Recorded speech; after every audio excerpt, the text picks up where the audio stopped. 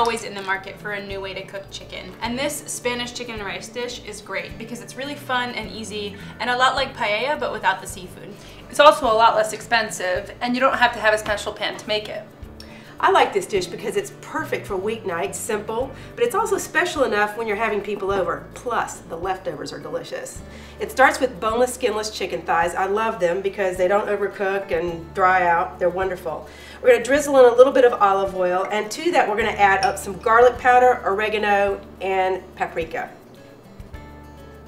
A sprinkling of salt,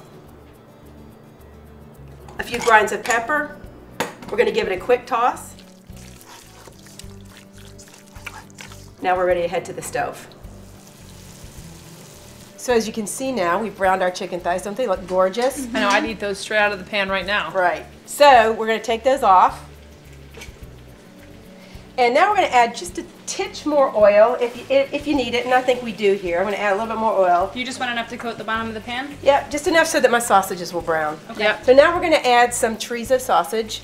I think chorizo is pretty widely available these days, but if you have trouble finding it, any sort of already cooked sausage like kielbasa, andouille would be really good. Andouille would be great. And if you wanted to add an uncooked sausage, just remember you'll have to use the technique of steaming it and browning it before you slice it. Then you would add it. Okay, so we're going to let that cook and brown. And once that browns, we're ready to add our onions and a little bit of red pepper. We're going to let that saute now until it gets soft. So while we're letting that saute, I'll talk through the other ingredients. We have chicken broth and tomatoes. You notice I have it in a measuring cup. The reason I've done that is because I've microwaved it so that it's already steamy hot.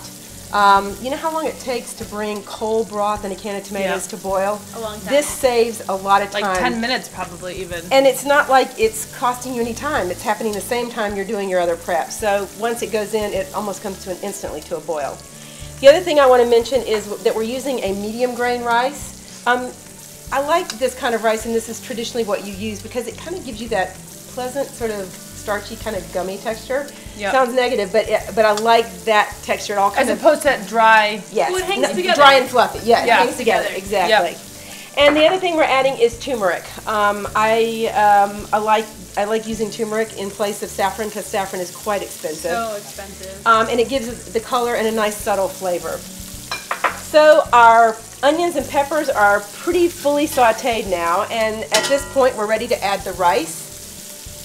Get it all coated and nice and toasty. Yes. And we're going to add this beautiful golden color. It's going to really make it look pretty and colorful. And we are now ready to add the tomatoes and the chicken broth.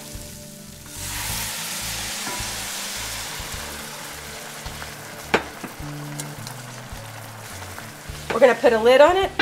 Gonna go set the table. Maybe we'll pour ourselves a glass of wine. And we'll come back in 20 minutes and our chicken will be done. So now all that's left is to stir in the peas.